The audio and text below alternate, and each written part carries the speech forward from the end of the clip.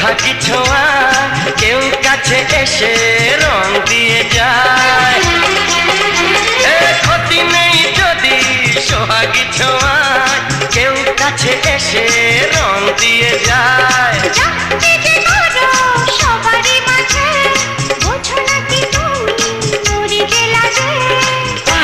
তোমাকে লাগছে দারুণ, আরে না না না না, আজকে তোমার কথা শুনবো না, এমন দিনে